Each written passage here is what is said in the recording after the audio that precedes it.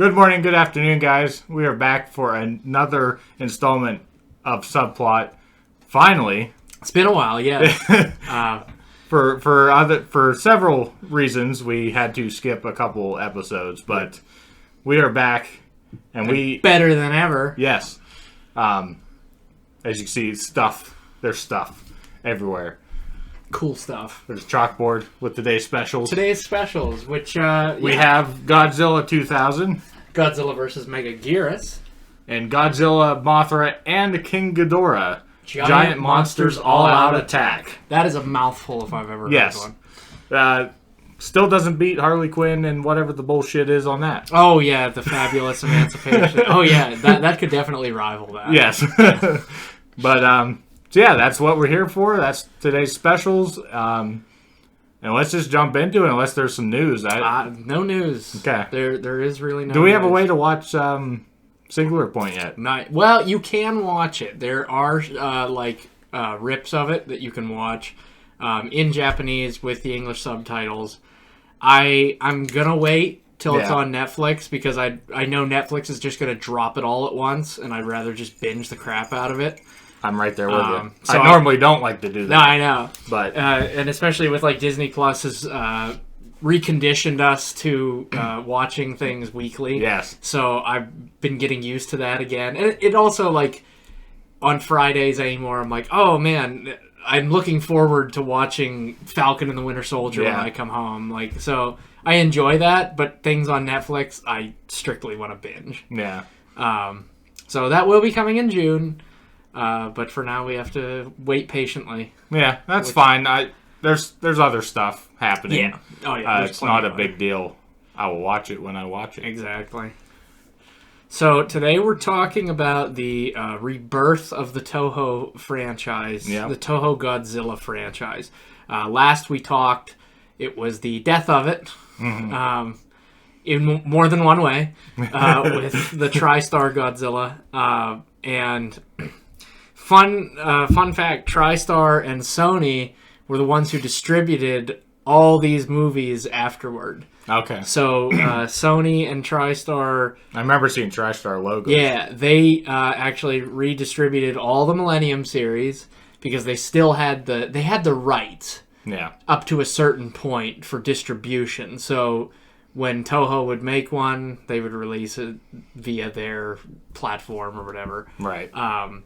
So it's kind of funny. They still kind of got the last laugh in a way. Mm-hmm. But so we had the TriStar Godzilla, which people thought that was kind of the end of it. And the very next year, Toho was like, no, we're making more Godzilla movies again. Yeah. So they released Godzilla 2000, which was I won't say a huge hit in Japan. It definitely got people interested in the franchise again. This is only 4 years after Destroya. Mm-hmm. So people had a little bit of a hiatus, and then it released in 2000 in America, which actually up until the 2014 Godzilla movie, this was the only Godzilla movie that I saw in theaters in America. Right. I actually saw it at the Clarion Theater.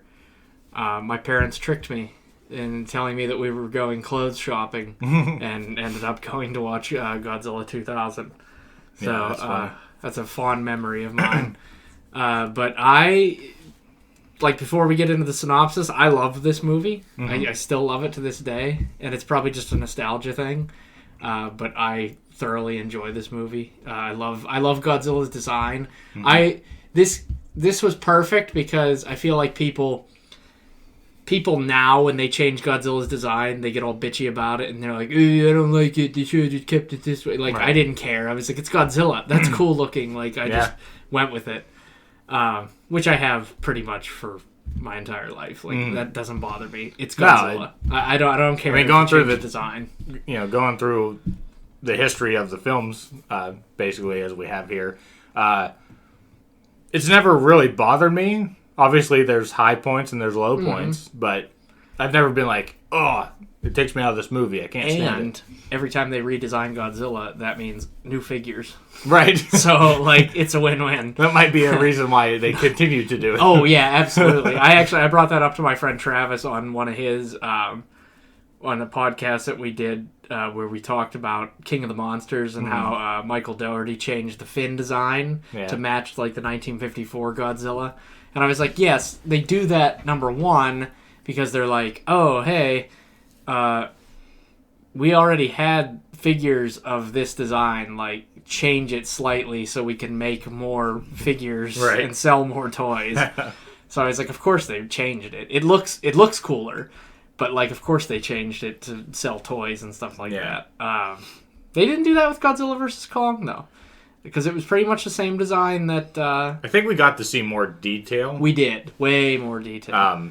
Because even I noticed, I was like, I don't know, I just never noticed the scales and, you know, everything on Godzilla. Oh, yeah, that VFX team did a hell of a job with, like, the detail on it. So, this movie is kind of a standalone, because I don't think that this is tied to the 1954 Godzilla. I don't think this is a direct sequel. Yeah. I don't remember much references at all to anything. No. And there really isn't much of a blurb on the back either. Not much, no. There's like 3 lines. The king of all monsters is back and bigger than ever when a UFO reveals itself as a massive alien monster with awesome destructive powers. Yeah, that's pretty much what I was going to say. Is the synopsis of it. Like, I was just going to be like, well, a UFO, like, they bring to the surface an ancient UFO because they find, like, a rock formation that's hollow or something. Yeah. And then they bring it up, and then it turns out that it's an alien spacecraft. Doesn't it kind of surface, and then they start drilling on it? Mm-hmm. And then it, like, breaks apart and reveals that it's, like, an actual, like, they're like, metallic looking... We've hit a point where we can't penetrate or something. So they, like, had mapped it out geographical, mapped out its geology, and it just, like, didn't match anything on Earth or anything like that. And then it starts standing straight up in the water. Which is kind of cool.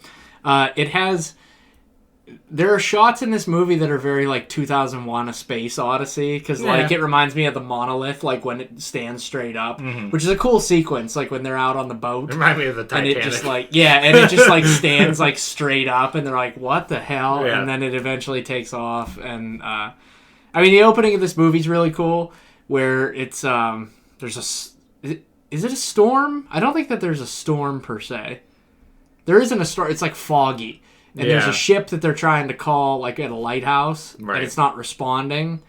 And then, like, they look out the window of the lighthouse, and Godzilla has the boat in his mouth. Right, and, like, crunches it, and then the guys run outside, and, like, one of them almost gets, like, crushed by it, and Godzilla, like... The opening of this movie's great. Like, what a way to reintroduce the character, like, as ominous and destructive as you possibly can. Yeah, foggy night at a lighthouse. Yeah, which actually, I want to say that that's a reference to the Beast from 20,000 Fathoms. Oh. Because there's a sequence in that movie, which actually, the Beast from 20,000 Fathoms is what originally inspired the original Godzilla. Okay. So I think that with this remake, I guess you could call it, of it, that they were trying to, like, harken back to that and, like, give the nod that was deserved to the movie that started it. So Godzilla, like, goes on a rampage, and there's our main character, Shinoda, and his daughter, Io, run a Godzilla prediction network. So they try to map out exactly where Godzilla's... Like, they try to do what Monarch does in the Monsterverse. They try to figure out his patterns so that they can, like, inform the government on how to proceed with evacuations of a certain area. Like, typically his pattern is this, so probably evacuate Osaka or something like that, you know. So it's a neat idea. It's a cool premise, and he has his worst enemy, Katagiri, who is our antagonist, along with the alien life form.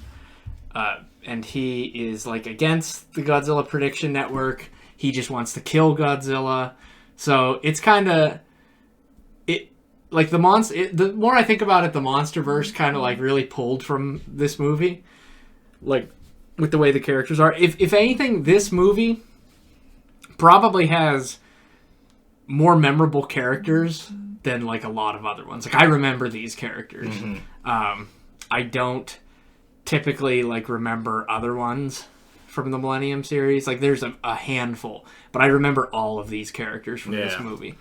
So Godzilla goes on his rampage, and he goes back into the sea, and they find skin cells, and they're trying to like figure out how Godzilla, like when he gets attacked, how he can regenerate so quickly, and they figure that out. And then we come to find out that the alien life form is also studying Godzilla, not just Shinoda and the scientists, or the alien life form is doing the same thing. Right. Because in order for it to overtake Earth, it has to take on the form of the most destructive force on the planet, which is Godzilla.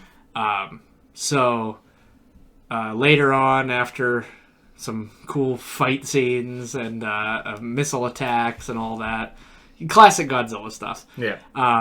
We get to the final confrontation between Godzilla and the UFO in Tokyo, as the UFO is trying to suck all the data out of the HQ for where they're studying Godzilla and everything. It wants to collect all the information that it possibly can. So they decide they're going to cut the servers and they're going to blow up the building to destroy the UFO. And Shinoda is inside because he's trying to get the last bit of data out. And Io and I just can't remember the girl's name. But they find out that he's still in the building, so they go back to try to see if they can get him out. And he's on his way out of the building, and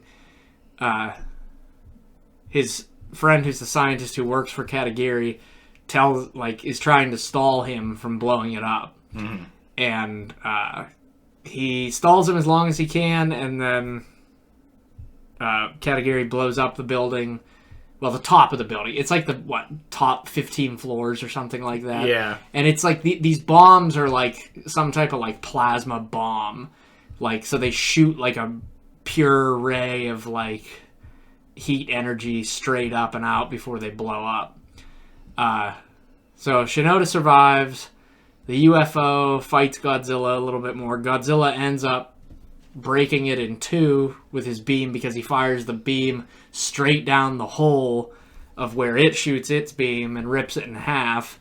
And then it spawns, but before that it spawns a gelatinous looking alien creature, which is cool looking. And then as soon as it's like spawned, it shrivels up and dies.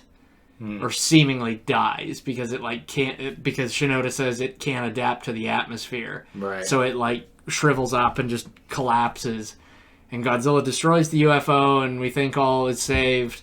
And then the alien life form gets back up, and we're introduced to Orga, who is the final form of the alien intelligence, I want to call it, because I don't think Orga exists like in that world, like wherever they come from. I think it had to manifest something big enough that it could actually take on Godzilla. Yeah, I feel like the ship didn't have any like aliens. No, it was like a sentient thing that was like, okay, I have to create something that's going to be able to take him down.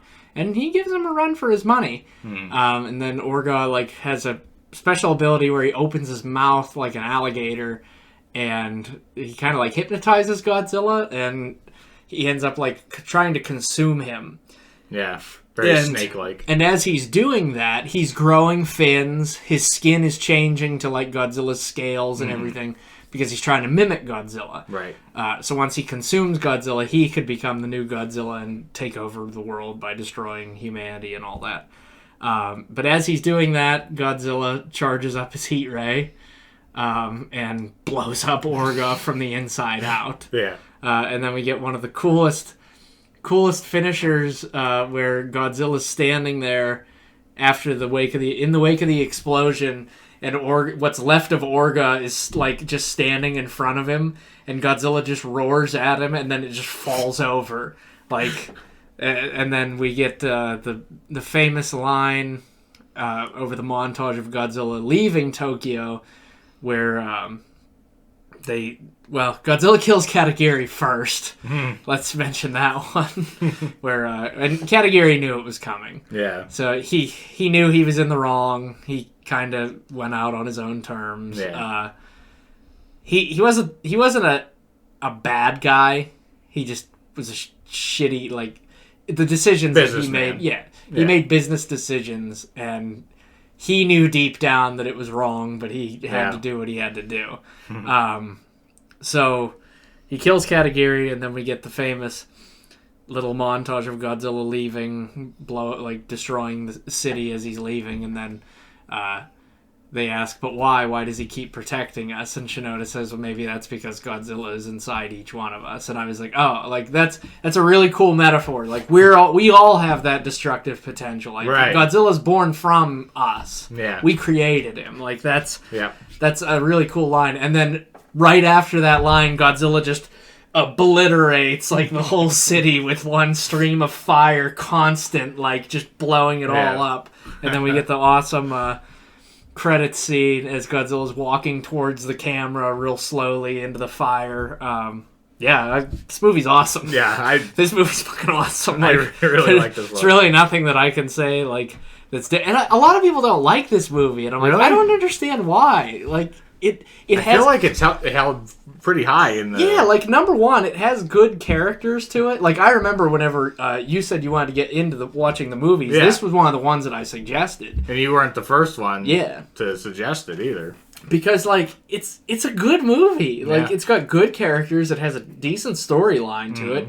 The effects are actually really good. I thought, Thinking about it, like, I think aside from this one, that might have the best effects in the Millennium series. Because this one, as we'll talk about, is the studio that did... Well, not the studio. It's all the director, special effects producer,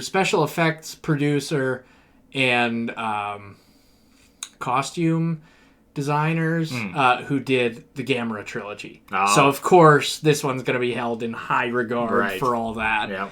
But no, like, Godzilla 2000 is a great movie. Yeah. It has a great Godzilla design, too. It's very unique. And I think that's what draws me to it, is it's not the typical Godzilla design where he's charcoal gray. Actually, fun fact, this one and this one are the only two movies where Godzilla is actually green.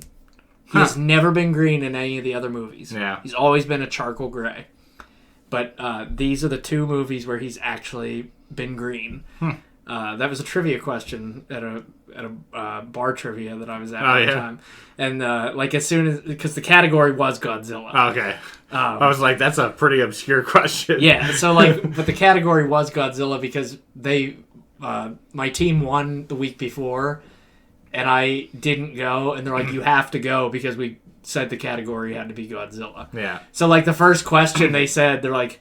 Godzilla is mostly thought of as green, but only in I think he said only in one movie, and I was like, it's two. Like, and I'm like sitting there, and I'm like writing it, and before he even like finished the question, I already had Godzilla 2000 and Godzilla versus Megaguirus written down, and I was like, all right, move on. Like, but yes. The purple fins, too. I really like that. Yeah. I really like that. Yeah. That color combination works really well for Godzilla. He looks more reptilian in this, and I just really love the design of it. And then later on in the Millennium series, they kind of harken back to it with the one from Godzilla against Mechagodzilla and Godzilla Tokyo SOS, which we'll get to. But they kind of stick with that jagged dorsal spine look, the same type of lizard-like reptilian face. And Orga is like an interesting monster too. Yeah, yeah. He just kind of looks like a rock golem, but he's very interesting. I always liked him. Yeah. I didn't know that he was an unlockable character in the GameCube game. Oh, okay. Until I like played through it. I was probably like in 6th or 7th grade, probably like 6th grade, and I was playing through it again, and I finally was able to like beat Mechagodzilla. Like maybe I like developed patience enough to actually beat Mechagodzilla. So I beat Mechagodzilla with like every character, and then it said there was like another character that was like popped up and it was black, and I was like, what character is that? So like I like Googled it or something, and it's like go back and fight all monsters with Godzilla 2000 after beating it with all the other monsters. So I went back and did that, and then the fight on Monster Island was with Orga. And I was like, oh! So I killed Orga and then beat Mechagodzilla at the end, and then came back and he was unlocked. And I was like, oh, sweet. I was like, well, now I got that character. I gotta find a way to play that game. Oh, it's a fun game. I wish I could find my copy of it. I don't even know where it is. So, yeah, you got anything else to add about Godzilla 2000? I mean, not that you haven't said. I'm just not good at running through the movie. But I thought the fights were good in this one. And, like, it really intrigued me, like, what the ship was doing the whole time, you know?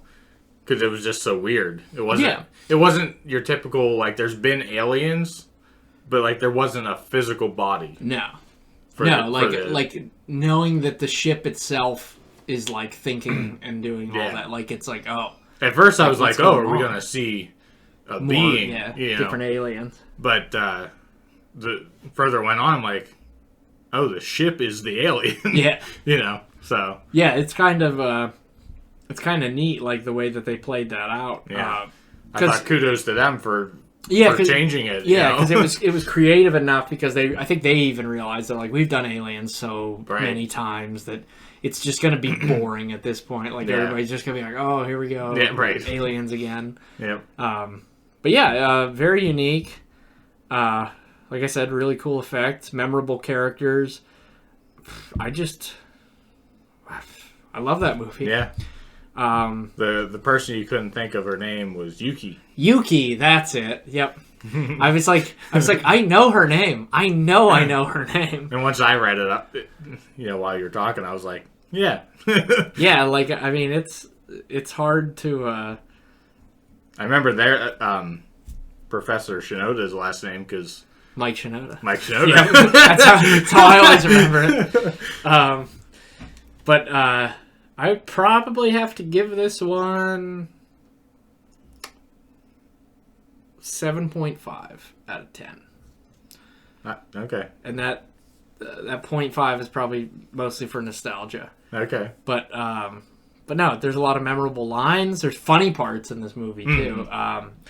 Like when he takes his bike into, I think it's a repair shop, and the one guy, like he's helping him to like get the bike off the back of his like trailer, right? And like the one guy's getting hit in the head like over and over by like the beam, and he's like, and his boss like turns around and he's like, who told you to stop working? And he's like, no one. Like, and then he gets hit like again, and then he like ducks for like the last time. He's given like directions or something, isn't he? Yeah. He just keeps swinging Yeah, he keeps swinging it and hitting him in the head the whole time. Yeah, there's a lot of comedy in it, and I like I like that. Oh, and the other one is what was it? EO steals like some data off the computers, and Shinoda's like, we're gonna get in a lot of trouble since you did that. And she's like, well, let's just leave. Like, and then they start like riding down the hallway, like slowly, like they're like. And then the guy comes back out. And he's like, hey. Yeah, and they're like, uh oh, like, and then he tells him the UFO just took off again, and he's like, oh crap, like. But yeah, I thought that, like, and that's what I mean. This has so many memorable moments. Yeah. And it's not like I've watched this movie like a million times. I've watched it quite a few times, but it's more memorable to me than a lot of other ones. Right. And like I said, that might just be nostalgia because I saw this movie in the theater. Right. Your first experience in the theater. Yeah, my first Godzilla movie in the theaters. As far as I'm gonna go 8 out of 10. I really like this one. That's cool. I enjoy hearing that. I'm just not good at projecting what I liked. Yeah, I just all around like we talked about the design, just everything. Yeah. Yeah, there's really... Characters are good.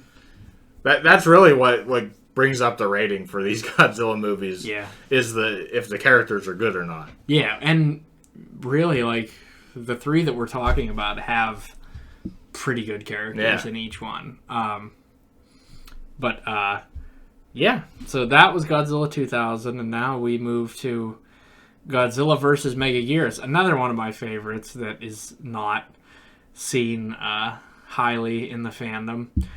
But fun fact, these two are not connected, even though they use the same suit. Right, yeah. This one actually is a direct sequel to the 1954 Godzilla, as we get in the opening sequence. Yeah, the opening sequence was actually pretty cool. Where they replaced shots of the 1954 Godzilla with this suit, which was actually really cool. Yeah, I enjoyed seeing that. Yeah, because it was like, they remade those shots using that suit.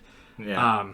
So I really liked that. Even in, it's in black and white and everything. Like, yeah, that's one of my favorite openings. And then we get later on, like, it shows Godzilla attacking another nuclear power plant in Osaka in 1966.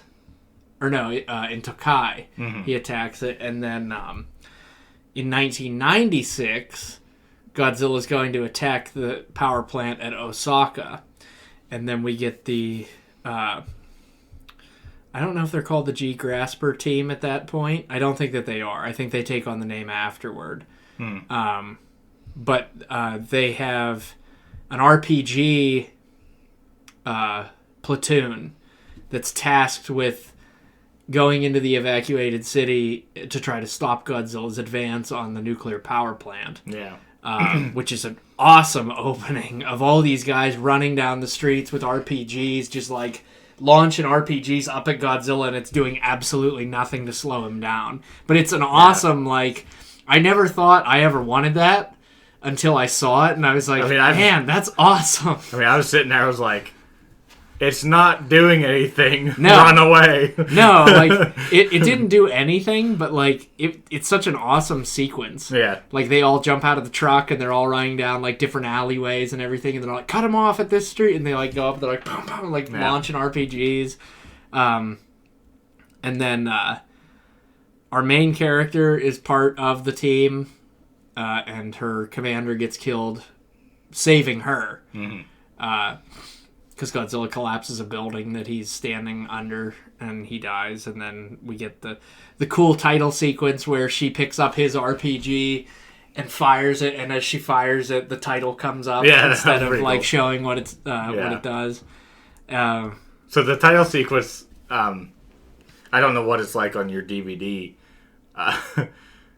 So the actual Japanese title sequence looks pretty awesome. Oh yeah, but they literally just post the thing on the top of it. Oh yeah, right over top of it. I was like, cool shit's happening in the background, and you're covering because it it says Godzilla, and then the Megaguirus like font is like zipping by in the background, and then it like shows up. Like, it's really cool, like the way that they style it.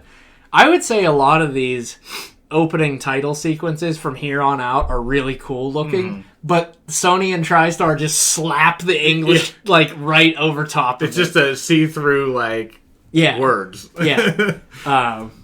Which kind of takes away from it. Like, I don't like that. Like, I wish there was a way, like, if you turned off subtitles or something, that it would go away. Yeah. But that's just the way that it was released. Yeah. So basically, anytime you have to read anything that's Japanese, like, it's just there, even if you have the subtitles off. Yeah. Like, it just comes up anyway. So I will read the blurb here. 5 years after Godzilla terrorized the city of Osaka, which we just talked about, Japanese scientists have developed a surefire way to finally destroy Japan's monster nemesis. They have created the world's first man-made black hole, which will trap Godzilla for eternity. But during a testing of this new dimension tide, an insect caught in the hole mutates, producing gargantuan eggs that give birth to a new menace, giant dragonfly monsters called Meganula. Meganula Queen, the 50-meter Megaguirus, is also on the hunt for Godzilla, needing to steal his energy to survive. From the sky down to the depths of a city's underground sewer tunnels, Megaguirus, Godzilla, and mankind battle for supremacy. Who will prevail in this high-tech three-way battle of terror and destruction? Well, we know who, Godzilla. Yeah. Obviously. Yeah, so there's the Dimension Tide black hole gun, which is a really cool concept. Really dangerous. Yes. But, I guess if nuclear weapons are off the table, I guess the only other option is shoot them into a black hole. Yeah.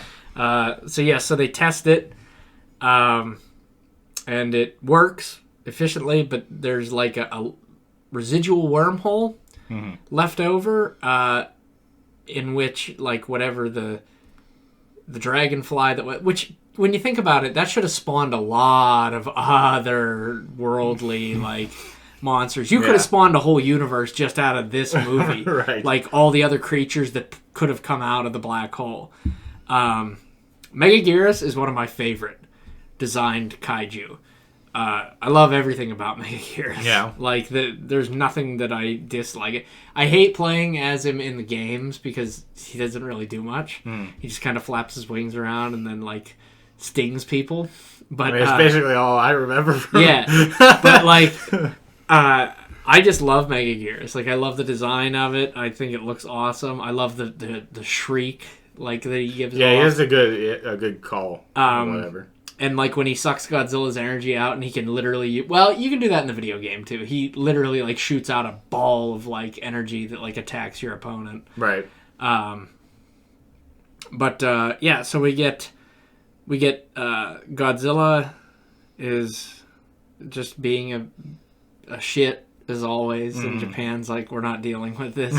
So they have a literal, like, G-Force type team called the G-Grasper team.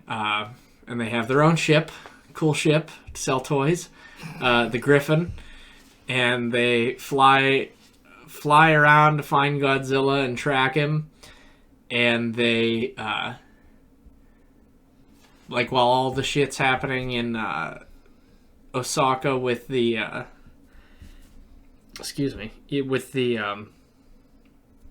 eggs. Oh, yeah. That they end up... The eggs are in the sewer tunnels, but, like, they start to cause flooding, and then the whole city, like, ends up underwater. And then the eggs, I guess they need, like, that water is like a birthing chamber or something to survive and hatch. It's kind of just like different types of flies, like on a river, like... So, like, you have, like, a certain species hatch on the water. Like, it's kind of the same basic principle with that. And we get, like, people are getting attacked by the Meganula and, like, eaten. And, there's a lot of cool horror shots in this. Like, the couple get attacked by the Meganula. Yeah, that was one of my favorite scenes, actually. And then it, like, eats them, and then it hatches into the flying form of it. And then all the Meganula, the flying ones, end up hatching and, like, flying toward... They're trying to find Godzilla. And the Griffin lures him onto an island where the Dimension Tide, which is now on a satellite, can be shot down to trap him. Well, they shoot it down, but Godzilla is fighting all the Meganula, like, and there's, like, millions of them that he's fighting, and the black hole gun works, but it doesn't trap Godzilla. It kills, like, half the Meganula, but there was a lot that survived, and they all, like, sucked out some of his energy, like the ones that got onto him. So they fly back to Osaka and swim down to where the queen is and give all that energy to her. Didn't she, like, die or something? She had I remember she was floating in the ocean, or was that a different... Oh, that was, like, one that Godzilla killed. Okay. Yeah, because they showed, like, they tracked it because of the radiation burst, because he Right. had like breathed fire on it, and then they showed like that. Oh, was it just one of the random flying Yeah, ones? just one of the random Okay. ones. Yeah. That he was because they showed the picture and they're like, enhance that image, and it's like the beam, but in the beam is like one of them getting like fried. Right. And then so Megaguirus hatches, destroys like half of Osaka, and then Godzilla shows up, and then they have their awesome battle at the end. And then Godzilla ultimately defeats Megaguirus, and they use the Dimension Tide gun, which is now falling out of orbit, so they only have one shot to actually do it. Yeah. So it works, but it actually doesn't work, because there's a post-credit scene in this movie. I didn't know about it until like maybe like 8 years ago. Yeah. That I was watching it on DVD one time, and I like kept watching it through the credits.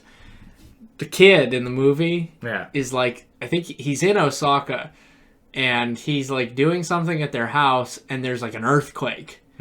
And he like goes to the window, and you don't see what he's looking at, but you hear an explosion off in the distance, and you hear Godzilla's roar. So I was like, oh, he lived. That's pretty like cool. It just buried him like Yeah, it did the first time, Yeah, right? the first time.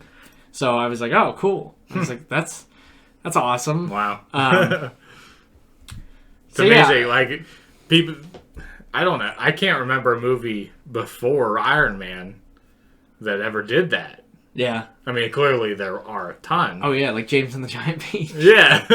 That Still Sean and not- I had no idea up until rewatching it that Yeah. there was ever a post-credit scene with that. Yeah, so, yeah, it's amazing what to find out that some older movies have them. Oh yeah.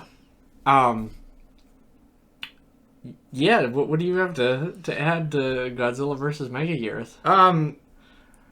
I didn't know I didn't like flying bugs as much as I don't like them.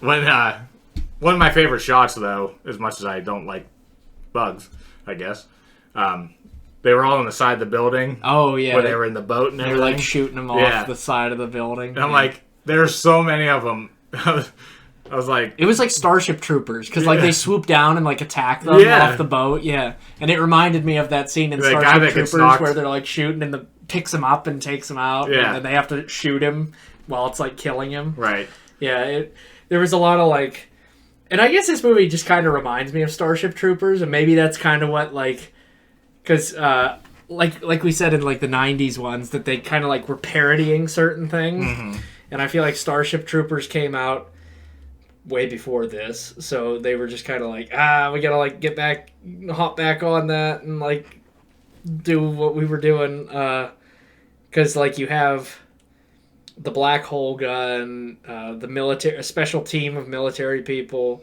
that are in like a spaceship type of thing, fighting a bunch of bugs. So it kind of has Starship Trooper vibes, but So at the opening of this, this might go nowhere because I might have misheard what they said. But was there a line at the beginning where they reference America Godzilla? no, that's the next one.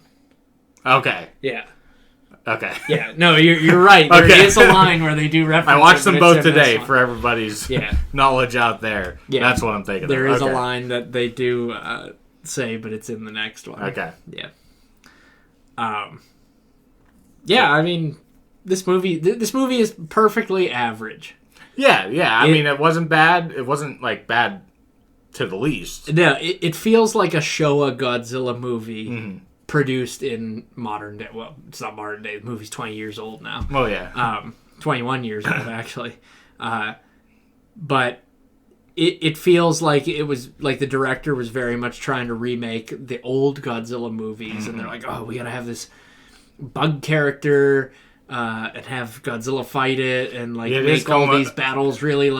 not goofy, but like fun and all. Like Godzilla literally does a body slam where he jumps like a mile up in the air and comes down and smashes down on Megaguirus. Like there's goofy shit in this movie, but it can be overlooked. Yeah.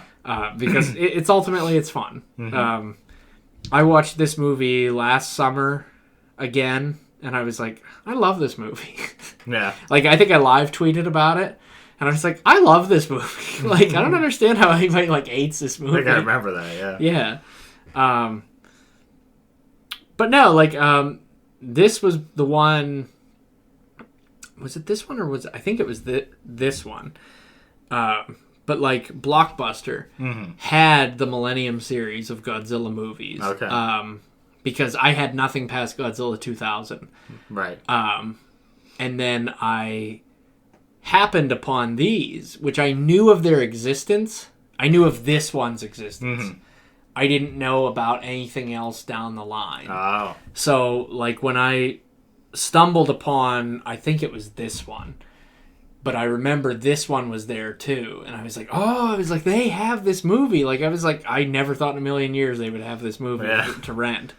So, I must wonder where they got it. Yeah. You know? So, like, I would rent them, and I rented them for years, and then went into FYE the one day and found out they had them to buy. So I was like, well, I'm buying them. Yeah.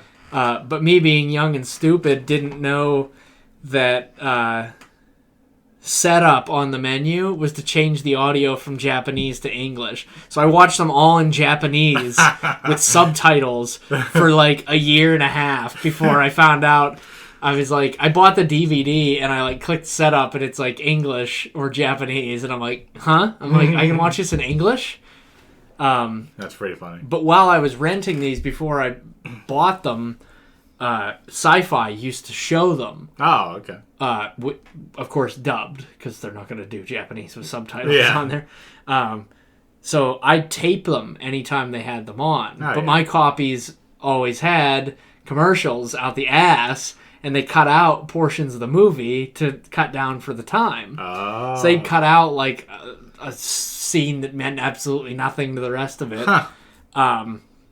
So, like, when I bought the DVDs and watched them, I was like, I don't remember this part. And then I'm like, oh, because they cut it out whenever they did the version that they were showing on TV. Wow.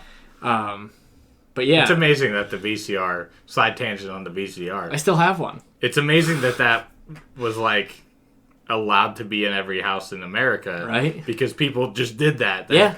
My uncle had literally a wall of VHS of, like, you know, him taping movies. And, like, he would pause it as soon as the commercial come on. And then unpause it. Yeah. Because you could just hit the pause button, and then pause button again, it would restart. Oh, for the longest time, until Godzilla 1985 and, well, the Return of Godzilla. Before that and Godzilla vs. Biollante got out of copyright hell, and were able to be distributed as DVD and Blu-ray, I had... two people who shall remain nameless take my VHS copies and rip them onto DVDs so that I could have a DVD copy. That's not illegal. If you did that and then sold them, that's illegal. Yeah. I'm still going to keep their names. No, you don't have to. I wasn't trying to get information. I was just saying, like, that's not even illegal. No. Like you can take your Blu-rays if you have a way. I don't know if there's a way. But, like, your Blu-rays, you can digitize them. Oh. Yeah, put them on VHS. Could you imagine what a VHS quality Blu-ray would look like? What would happen? Yeah. Like, let's do that. Yeah, I want to test that. Because, like... Would do it with, like, Godzilla. Would it be grainy as shit? Like, once it would go through, like, a VHS type we're doing it. Wow, that would be crazy. We're doing it with Godzilla vs. Kong. When's they go off HBO? Oh, yeah, we'd have to get we'll have to get the Blu-ray. Or the 4K 4K. 4K? Just skipping Blu-ray altogether. Anyway. Yeah. But, yeah, do you got anything else to add to Godzilla vs. No, I don't have a lot with this one. This is literally just a versus movie. There really isn't, like, I don't want to say not an intriguing story, because there is. No, not at all. because it's a direct sequel, so it's still an intriguing story because it takes place in that timeline. But there's nothing else like really going on that's super important. It's just Big Bug showed up. Godzilla has to fight Big Bug. Yeah, and then humanity has to figure out how to stop Godzilla. Yeah, but it's... And humans are being stupid trying to shoot rockets at them, even though we know they ain't gonna do nothing. And since the nuclear option's off the table, I guess black holes are back on the table. But yeah, it's a perfectly adequate movie. Yeah. Like I said, I love it. I'll knock a few back and put this in and just be like loving every minute of it. But yeah, I'm gonna go ahead and give Godzilla vs. Megaguirus a 6 out of 10. I'm just gonna second that because that's what I was thinking.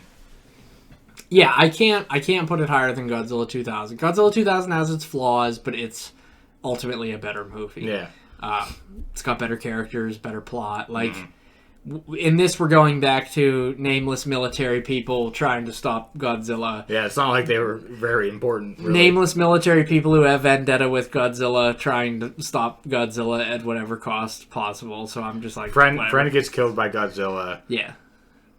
Other friend that witnessed it wants to kill Godzilla. It's literally Mark Russell in the Monsterverse, where his son got killed by Godzilla, and he hates Godzilla up until he doesn't hate Godzilla. Right. Except Kiriko never likes Godzilla.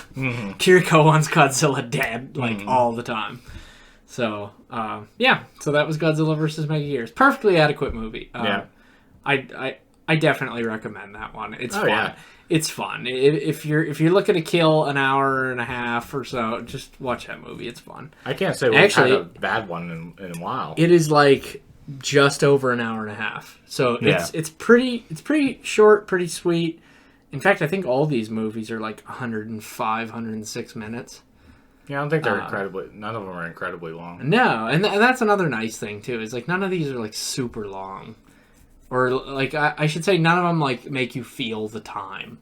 They're not like Wonder Woman. I felt the time a little bit with that one, but... Yeah. Like, I don't know. I think it's all me. It's not the movie's fault. No, I can understand. Like, there are parts of that where I'm like, okay.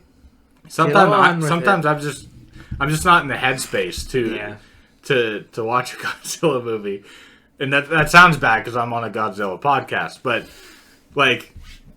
I don't know. Just some days I'm like, I can't pay attention. Oh, I do that. I do that all the time. Like, I have to be in a certain mood to watch a certain movie. Yeah. Like, I forget what I think I put it in our group chat or something that I said I was like, I'm in the mood to watch this movie or something. Yeah, I forget what it was. Yeah. But there's like... the certain mood will strike me and I'll be like, I'm going to watch this movie. And then that's how I rewatch movies because I'm like...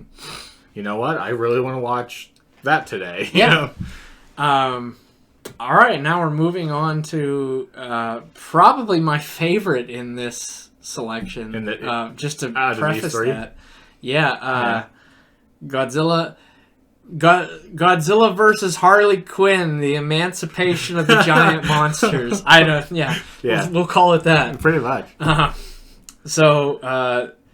This is the movie that was basically created by the same team that did the Gamera trilogy, and it's held in high regard. So, which rightfully so. Even the cover kind of looks. The cover does look like it's like a Gamera type. Yeah, movie. like it's reminiscent from what I remember of the covers. You know what? And the cover too. Like these covers are kind of like. With the exception of that one. I love this one. Yeah. But, like, the covers for these movies are just, like, that's just kind of, like, bland. I mean, I could have throw that together. That. Yeah. Either one of us could have photoshopped that together. This is, like, ominous. Yeah. You don't know what's going on just from looking at this. Right. You're like, okay, Godzilla's in it, King Ghidorah's in it, Baragon and Mothra are in it, and what I'm assuming are a bunch of military people and like all that. So, like, it's just a very ominous cover, and I think that's what intrigued me about picking this up at Blockbuster, was I was like, hey, was like, I might be in for something with this, like, because I was like, this looks really cool. I mean, that's a lot of monsters. Yeah, that's the original lineup was Godzilla, Anguirus, Varan, and Baragon were supposed to be the original, and then they, I guess the studio realized that Anguirus and Varan weren't popular enough to actually like warrant making them the lead kaiju, so they were like, let's throw two well-knowns in. And they flip it. They flip these characters, which is very interesting. To say the least. I'd kind of forgotten about that today when I turned it on. So we'll go over the synopsis here. 50 years ago, the Japanese Defense Forces killed Godzilla. This is also a direct sequel to the 1954 Godzilla. So for the sense of this movie, there's been nothing in between. Nothing in between. Okay. Godzilla's been dormant, hiding, or they assume he's dead. Defense Forces killed Godzilla, or so they thought. Which is literally what it says. When a series of terrifying natural disasters begin to plague Japan, including the inexplicable offshore sinking of a U.S. submarine, which is in the very opening, a mystic old man warns his nation that Godzilla has come back to destroy Japan as revenge for all the souls lost in the Pacific War, World War II. When mere military might cannot squash the monster, the mystic man awakens the holy beasts of Yamato, King Ghidorah, Mothra, and Baragon, sleeping giants that protected Japan in ancient times. These untamed mammoth beasts take on Godzilla with frightening supernatural brute power that has been 2,000 years in the making. Tradition and technology collide in this chilling, high-tech, cutting-edge fable. Yeah, that pretty much sums it up. Yeah. And this looks great. I love the look of this movie. We were just talking about earlier that Godzilla looks so scary in this movie. Yes. Like if there's ever been I more love the terrifying, pure white eyes. The pure white eyes. I just can't get over it. Yeah. It's terrifying. Yeah. It's terrifying. Like it looks evil. He just looks evil. Like and he's even just his an evil force. I don't know if that shows his teeth. Isn't his teeth like crazy looking in this one? His teeth are like he has two giant fangs. Yeah. Like in the direct front. Yeah. That we see he bites into King Ghidorah's neck. Yeah, he kind of has them here a little bit. Yeah. But this is not even close to really what that one is. But he bites into King Ghidorah's neck, like at one point with those fangs, and they sink in and blood comes out and everything. This is the movie that they flip King Ghidorah and make him a good guy. Yeah. Because Godzilla's the bad guy. And King Ghidorah is one of the guardian monsters, so they call them. And Baragon, Mothra, and Ghidorah are these ancient protectors, kind of like Iris is in Gamera 3, right? Where it's supposed to be a protector to kill Gamera or whatever. I gotta watch this again. I know, they're so good. I was thinking about that too. But this is the only movie where Ghidorah is a good guy, right? And I love the design of this Ghidorah. They make him to look more like a good guy. He doesn't look as not like as menacing almost. Yeah. No, he actually looks like he's kind of a protector monster. Which again is just another creative thing that they've done in the Millennium series because you're like, oh, King Ghidorah's in this, so we're gonna get some crazy fight between King Ghidorah and Godzilla, and you're immediately thinking from the title that King Ghidorah is the bad guy, right? Or is one of them. But he's not. Like, Godzilla is the ultimate bad guy. And that's another thing, too, where they... I guess that they started that in Megaguirus again. But this really makes Godzilla the bad guy instead of... like, in 2000, he was kind of the bad guy, but he was still that kind of on the fence as a savior or whatever. Like, it's basically mutual benefit to destroy this monster, so... He doesn't mess up Godzilla himself. So these... There's a lot of good build-up for each monster to show up. And they all show up in interesting ways.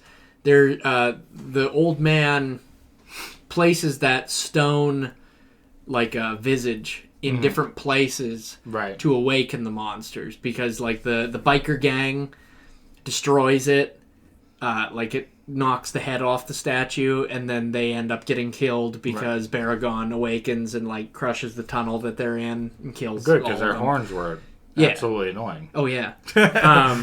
And then like Mothra kills the group of teenagers who broke into the store by the lake, and they use the stone to like pin that dog in the thing that they're going to drown the dog, which dog survives, thank God, because they showed that later.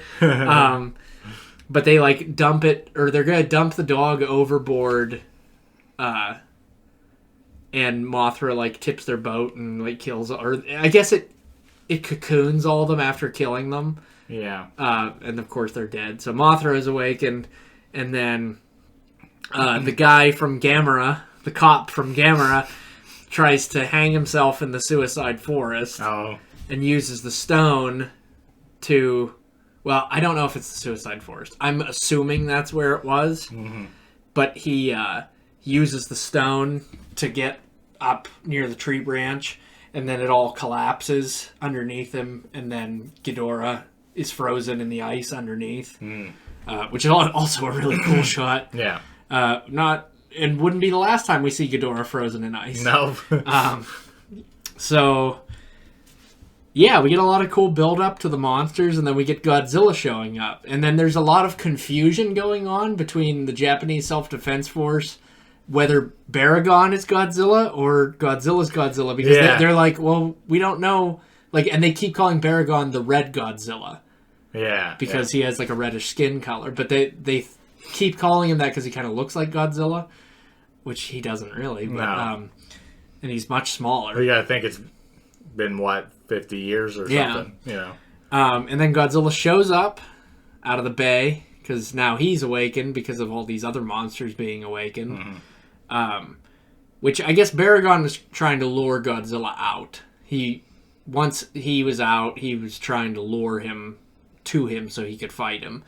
And Godzilla awakens and hasn't used his atomic breath in God knows how long. And when he uses it, it's literally the force of an atomic bomb. Like, that shot, I was like, oh, like, I didn't understand it when I was younger, and then when I watched it, like, more recently, I was like, oh my God, like, he just obliterated that city, because, like, they have the earthquake in the classroom, and then the teacher looks out the window, and there's a giant mushroom cloud going up. Right. And I'm like, oh my God, like, Godzilla just completely annihilated that city. Yeah. And then Godzilla fights Baragon, kills Baragon, makes his way to Yokohama, and Mothra shows up. And they also have... They use a weapon that they were going to use to bring... They were going to use the weapon to free the bikers in the tunnel. It's a missile that drills to where its target is, and then it explodes to create... to open it up so that they can get to it. Right. And they are going to use these same missiles on Godzilla. And they launch them at him, and they attach to him, and they start drilling into him, but it doesn't, like, they drill so far, and then they just jam and stop, and then they explode. Mm-hmm. But one gets, like, pretty deep into his neck, and it has, like, an exposed amount of, like, tissue underneath. And, so Godzilla fights Mothra, completely, or Ghidorah shows up, but Ghidorah is just Ghidorah. And then, that's another thing that they harken back. Mike Dougherty really had something going, because he really harkened back to what happens in this movie in King of the Monsters. Yeah. Because Mothra gets obliterated, and then all of, like, her remaining, like, cellular radiation goes to Ghidorah and reawakens him as King Ghidorah. Right. Which in King of the Monsters, all her radiation creates burning Godzilla. But Mothra sacrifices herself to Godzilla so that King Ghidorah can be reawoken. And King Ghidorah, where he literally can fly and has, like, all the crazy is that the ass difference? Powers. Yeah. Yeah, okay. and Godzilla tries to kill Ghidorah using the beam, but he has like a shield around him, and then he just like pushes all that energy back at him and pushes him into the bay, and then they have like an underwater brawl, and then the commander takes the submarines from the beginning of the movie, one of them, and dives down in and gets eaten by Godzilla. Godzilla just swallows the submarine. Yep. And when he wakes back up, he does that on purpose, doesn't he? Yeah. He has one of the missiles attached to it. And so he gets swallowed by Godzilla, and he's like perfectly in the spot where he can fire the missile and it'll come out through the hole where the tissue was exposed. Right. So after Godzilla kills King Ghidorah, he what am I trying to say? He shoots the missile through because he surfaces and he's gonna kill the commander's daughter, and all. That's a whole other subplot thing going on there, where she's a reporter and she's trying to right. tell the world about the guardian monsters and record their struggle and everything. It's interesting, but not as interesting as it could be, I guess. But when Godzilla surfaces, he's going to use his ray to kill them, and the missile comes out through the hole and detonates. So there's now a gaping hole in the side of his neck. So when Godzilla goes to use his ray, it shoots out his neck. So he shoots it out once, and then he tries it again and shoots it out, and then he just ends up collapsing because it just keeps going. And as the subfly swims out of it, and then he goes to shoot it underwater, and he just explodes, literally just explodes. And then at the end of the movie, we find just before the credits that his heart is still at the bottom of the bay, still beating. Yeah. Another message signifying that Godzilla will always return. There is no stopping him. Yeah. But whether the movie's connected or not. Yeah, exactly. But yeah, I mean, the commander's daughter being the reporter and everything, and they're kind of InfoWars type of they make mockumentary stuff on aliens and stuff like that. So no one really takes them seriously. She's not a reoccurring character, is she? No, she's not. Her name sounded familiar. That's why I was. Oh, okay. What is her name? I can't remember. Yuri. Yuri. Yeah, that's right. There's Yuri, Takeda, who's her other reporter friend, and the story basically follows just them, as they're chronicling the battles between Godzilla, and they always get too close to what's happening, right? And she always ends up getting injured or something because they're too close to the action. Which I mean, she has a headdress on the whole. And I mean, I guess you have to have your character in near where the monsters are to further it. I mean, it's fine. There's nothing wrong with it. I mean, there's not a whole lot you could do with it. They're interesting enough characters, but they're not as interesting as I think they could be. Right. But they're fine. Now, the effects in this movie are great. Yeah. I really like the effects in this movie. This is one of the only movies that I can think of where they do in the Gamera movies, where when their foot comes down, the whole camera shakes, to give that sense of weight and how big they are, which is something that they do very frequently in this movie, and I really like that. A lot of the way that they light scenes, at night when Godzilla's fighting the fighter jets, looks really cool. All the Yokohama stuff looks really cool, where they're using the spotlights to find Godzilla and then Mothra and all that. Yeah, I mean, there's the commander's probably the most interesting character to me. Yeah. And he's just a military guy. So I don't know what that says about about how well liked they are. Yeah. But I mean, I would say that's definitely not the strong suit of this movie. no. No, the strong suit of this movie is the way that everything is, like, the way all the action is done. Right.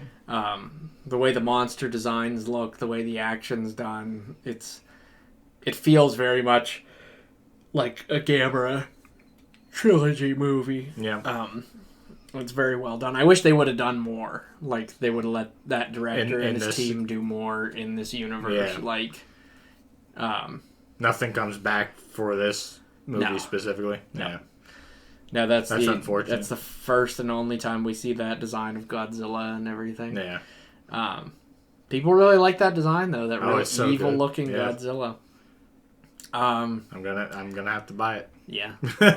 I don't have a whole lot more to say. Yeah. About I don't have much to add. I watched this one a while ago, so I don't have the best memory of it, but I did watch like the end fight scene. Mm-hmm. Like, I forget. I think I watched like the last half hour. I just picked a spot and jumped in, but yeah, I kind of forgot about Baragon. I think he was already dead by the time I jumped back in.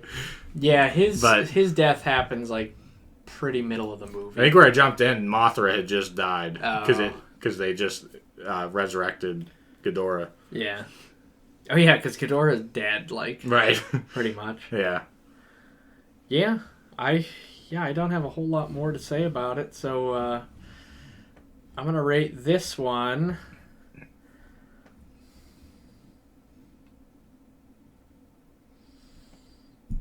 Eight. Okay. 8 out of 10. I'm gonna go in between and give it a 7. Because I definitely know I like this one more, so I can't put it above that. Just because this had good characters, good Godzilla stuff. So I'm going to go 7. I did like it. I do remember liking it more than I liked. I can't remember. And while I love that movie too, I think I just have to rate it that because of the like just the way that the way that everything was designed and shot. That's true. It ultimately is better than. I forgot to take into consideration was the originality or the idea of flipping everybody. Yeah, where they were originally bad guys. I know it's just a number. Guys. I'm going to take it up to a 7.5. All right. I like it. Taking that into consideration. Yeah. Yeah, that's the non-sequential trilogy. Yeah. Today. Felt a little weird, but for future things we had to do a 3-part or a 3-movie. Yeah, we had to do a 3-parter this time because next time will be consecutive sequels. Right. So, which any of you who are Godzilla fans will know what the next 2 are. I always bring it up and look because I don't have the knowledge. I'm looking forward to doing these 2. So, okay, yeah, so it's Godzilla against Mechagodzilla. Against Mechagodzilla, because we can't have a third one. Yep. And Godzilla Tokyo SOS. Yep. Which this guy is actually from. Yep. I don't think have I ever watched that one? You watched Against Mechagodzilla, but not Tokyo SOS. Okay. So next time we'll be talking about Godzilla Against Mechagodzilla and Godzilla Tokyo SOS. So don't forget to like and subscribe. Let us know what you think of the new digs. Yeah. We're enjoying putting out these videos. We're going to try to be doing them more frequently, so keep an eye out. More content. With new movies coming out, it's, Yeah, it's going to be a lot easier for us to actually do more reviews on everything. Right. So we will catch you guys on the next episode. Yep. Later.